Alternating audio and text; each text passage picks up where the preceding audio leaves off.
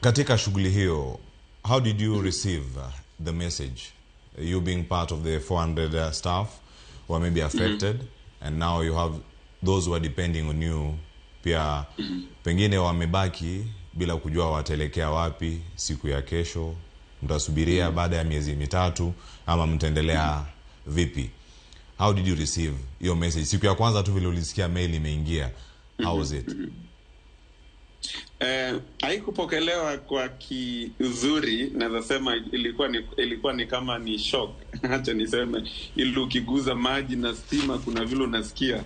Kwa hivyo watu walihuzunika because wakati iliingia katika mail kuu ya kundi ama organization, mimi ndio nilikuwa mtu wa kwanza kuiona, na kwa hivyo singeambia wengi, niliambia wale viongozi wachache, alafu pia ndo sasa tukaziforward to the rest of the team. Kwa hivyo ilikuwa ni huzuni, kwa maana unaelewa kabisa ya kwamba tunaishi wakati ambao maisha ni magumu sana, na kwa hivyo kijana kupata mahali ambapo anatengeneza kitu hata kama ni kidogo inakuwa ni msaada kwa maisha yake na kwa maisha ya familia yake. Kwa hivyo wengi walipokelea kama ni huzuni na hawakufurahishwa, na ndio maana tulijaribu hata kupatana na viongozi wa county, tukajaribu kuhimiza hata magavana kote ya kwamba waingilie kati, hata serikali kuu ya Kenya ingilie kati, iongee, iwe na kikao hata na viongozi wengine kutoka Marekani, ili ya kwamba wasiwache maisha ya vijana yahangaike kwenda mbele. Kwa hivyo ilipokelewa kwa kiuzuni, naweza sema hivyo. Kevin, katika hali hiyo unaweza linganisha na nini shughuli hii ya ukosefu wa ajira na uhaba wa kazi katika kaunti zetu na nchi ya Kenya kwa jumla, wakati huu ambapo Wakenya wengi haswa vijana hawana kazi, na tunaona wanaume wengine, wanawake na watoto wanabaki wakiwa taabani. Katika hali hii inawaweka wapi vijana katika shughuli nzima ya ukosefu wa kazi na ajira nchini? Kwa sasa asilimia imepanda baada ya wale wengi ambao wamepoteza kazi haswa katika kaunti zilizo kusini kwa Nyanza. Hali hii naweza sema kwamba ni shida. Nianzie hapo kusema kwamba ni shida, kwa maana unaelewa ama wananchi wote wanaona kile ambacho kinaendelea katika nchi yetu ya Kenya, ambapo siasa imepewa kipaumbele kushinda hata maendeleo, kushinda hata mentorship, kushinda hata empowerment ya vijana. Na ukiangalia niseme maybe niongelelee kutoka mahali ambapo natoka, Kisii, kutoka out of 100% unapata ya kwamba asilimia 55 ni vijana. Kwa hivyo inamaanisha kwamba vijana ndo wengi.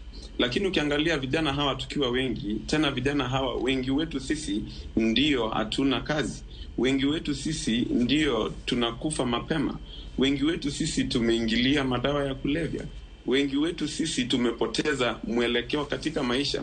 Hii janga naweza sema kwamba sana wale ambao wamechangia ni wanasiasa wetu. Kwa maana ukiangalia hata ya hii the United States cut fundings, uone tu hakuna hata kiongozi mmoja ameichukulia serious enough aseme ya kwamba we want to intervene as a country, tuseme ya kwamba Kenya tunataka hizi funding zirudi. Yani ni ile tu mmoja ongea isemekane ya kwamba ameongea, lakini haipewi kipaumbele.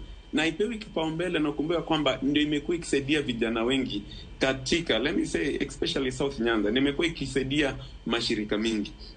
Kwa hivyo imetuweka katika wakati pale ambapo vijana wamebaki hoehai, vijana hawajui watasaidika namna gani. Kwa maana tukichagua viongozi ambao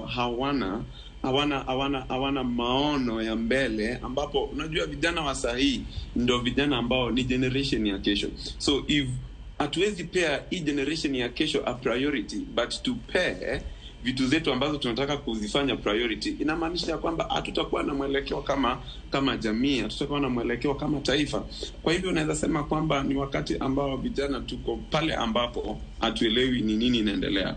Ukiangalia hapa siasa imepewa kipaumbele, ukiangalia hapa vitu zingine ambazo si za maana zimepewa kipaumbele, lakini maisha ya vijana imebaki hata state yenye yezi eleweka. Wengi wamemaliza mashule, wengi wamegraduate, hakuna makazi.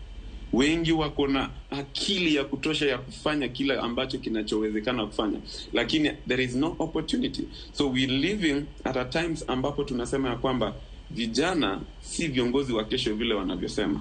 Vijana ni viongozi wa leo, na kama sisi kweli ni viongozi wa leo, lazima tuamke tuseme ya kwamba kama hawa viongozi hawawezi wakatusaidia, wacha tujisaidie sisi wenyewe. Na tutajisaidiaje sisi wenyewe? Kama hawawezi intervene some of these programs ambazo zinafaidisha vijana, sisi wenyewe tutasimama, na kama tutashindwa, ndio tumebakisha miaka 2 kura zipigwe. Na sasa hivi naweza kuambia kwamba vijana wametoka kwa box, si kama kitambo. Sasa hivi hata hatushughuliki hata na kiongozi yote yule anapeana handouts. Tumechoka kutumiwa vibaya. Tumechoka kupewa pesa leo lakini unasaulika kesho. Mtu anakupea pesa, akishakupea pesa ameuza maisha yako. Naweza sema kwamba mimi nimeuliza kiti cha ubunge hapa katika constituency moja hapa Bonchari, ambapo nilikuwa mimi ndo kijana mdogo sana. Lakini ukiangalia vijana wengi hata hawakunipigia kura. Kwa nini?